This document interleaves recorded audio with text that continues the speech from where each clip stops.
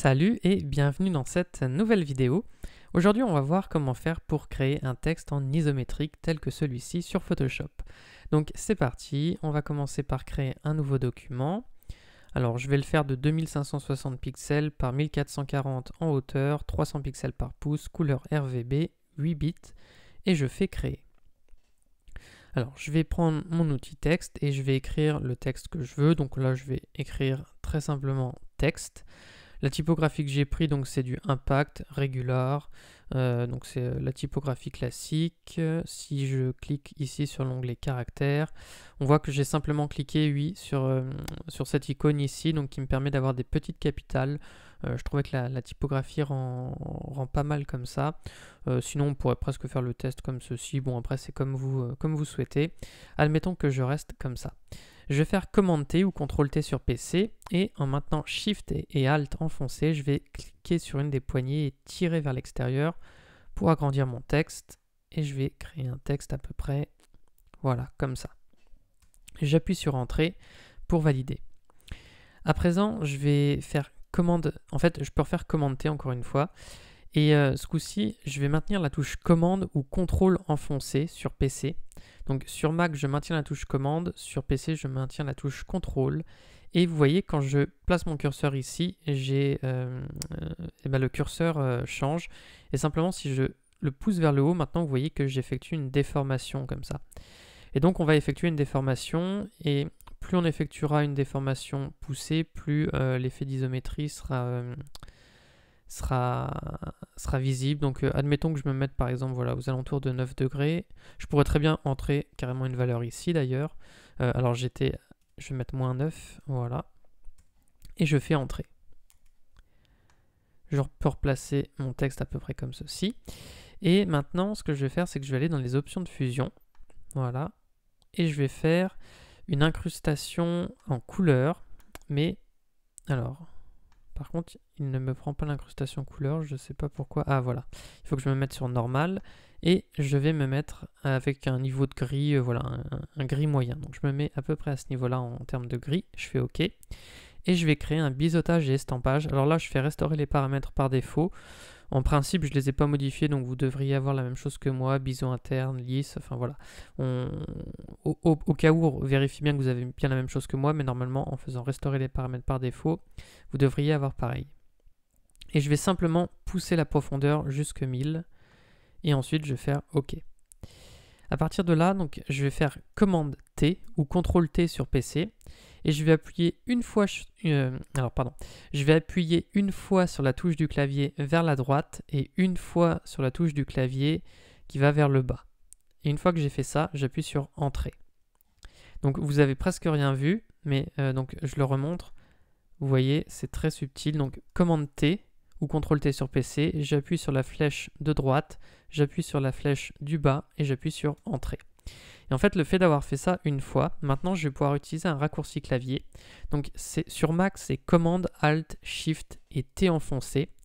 Et je le fais plusieurs fois. Donc Commande, Alt, Shift et T enfoncé sur Mac. Si vous êtes sur PC, c'est Ctrl, Alt, Shift plus T.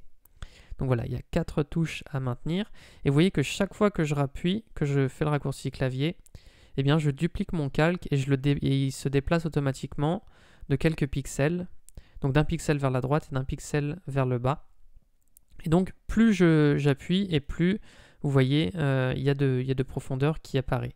Alors ça apparaît par à-coup parce que tout simplement c'est le temps de chargement qui est comme ça. Mais vous pouvez en faire plus ou moins pour obtenir l'effet que vous souhaitez.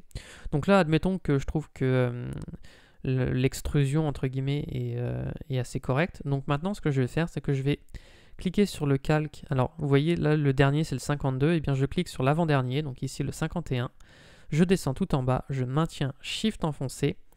Et je clique sur celui qui était original. Donc, voilà, je les sélectionne tous, sauf celui du dessus. Et je vais faire un clic droit.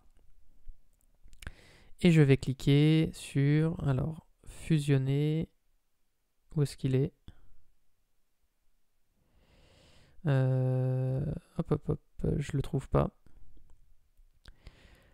Je le trouve pas ici, donc on va faire le raccourci clavier. Donc le raccourci clavier, c'est Commande E ou Ctrl E sur PC.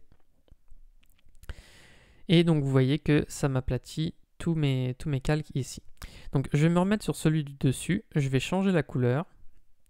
Alors vous voyez, je refais l'incrustation couleur et ici par exemple, admettons que je vais mettre du bleu, et bien je mets du bleu comme ceci, je fais entrée. Et ensuite je vais me mettre sur celui du dessous et je vais faire une incrustation couleur. Et là, l'incrustation couleur, je vais changer le mode. Donc vous voyez, il me remet la dernière couleur que j'ai utilisée, donc c'est le bleu que j'avais mis. Donc c'est très bien. Et je vais changer le mode en produit. Vous n'êtes pas obligé d'utiliser le mode produit. On pourrait essayer le mode par exemple, alors éclaircir, ça ne va pas donner quelque chose de top, mais incrustation par exemple, ça donne quelque chose de plus clair, vous voyez, que le mode produit. Donc après, c'est selon vos goûts. On pourrait peut-être aussi utiliser le mode couleur. Vous voyez, ça donne simplement des résultats différents. Donc moi ici, je vais choisir produit et j'appuie sur entrée. Et donc là, on a notre effet qui est terminé. Et pour finir, eh bien, ce que je peux faire, c'est me mettre sur mon calque du dessus, faire commande J ou CTRL J sur PC pour le dupliquer. Je le descends en dessous. Je vais faire édition, transformation, symétrie axe vertical. Je le déplace maintenant, je fais commande T ou CTRL T sur PC, je me mets sur l'extérieur et je le fais pivoter, vous voyez, j'essaie de le placer à peu près correctement, voilà, j'appuie une fois sur entrée, j'essaie de le replacer à peu près correctement et je refais commande T ou CTRL T sur PC. Je le refais en 2 fois parce que c'est plus pratique, parce que maintenant je vais appuyer sur commande ou CTRL sur PC et comme tout à l'heure, vous voyez, je vais le déformer un petit peu. Voilà, je déforme. Et c'est plus pratique de le faire en 2 fois, parce que sinon, étant donné la déformation qu'on a fait en premier lieu, ça peut être un peu... Donc là, vous voyez, je clique carrément sur ici la poignée du milieu, parce que j'ai besoin de l'étirer un peu pour que toutes les lettres, pour que les points des lettres tombent à peu près au bon endroit. Voilà. Ça m'a l'air bon. Je vais le remonter peut-être un tout petit peu. Voilà. On va dire que comme ça, c'est pas mal. Et je vais maintenant baisser l'opacité, par exemple à 25%. Et ça nous fait un reflet. Et puis si je veux, donc là vous voyez, si on l'a mis en bleu, mais si on veut changer la couleur, eh bien ce que je vais faire, c'est que je vais simplement créer un calque de, hop là, de teinte saturation. Et je clique sur la case colorisée ici. Et vous voyez, j'augmente la saturation et puis après, eh bien, avec un seul calque, je peux changer les couleurs comme je veux. Je peux rééclaircir, assombrir. Alors, on va pas trop jouer là-dessus parce que vous voyez que sinon, ça nous modifie également le fond. Donc, pour autant que le fond reste blanc et ne jouer que sur le texte. Et donc, pour ça, voilà, on peut faire comme ceci. Et là, vous voyez qu'on pourrait aller dans les rouges, par exemple.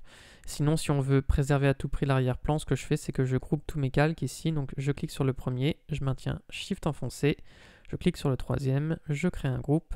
Et mon calque teinte saturation, je fais un clic droit et je fais créer un masque d'écrêtage.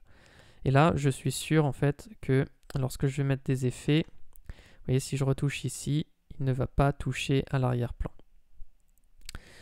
Donc voilà, et ben c'était tout pour ce tutoriel. J'espère que ça vous aura plu. Si c'est le cas, vous pouvez mettre un like et vous abonner à la chaîne. Et je finis cette vidéo en vous précisant que j'ai créé une formation de 3 heures pour vous aider à débuter sur Photoshop. Donc la formation est offerte et si ça vous intéresse, vous avez juste à cliquer sur le lien qui est dans la description. Sur ce, moi je vous dis à bientôt pour de prochaines vidéos.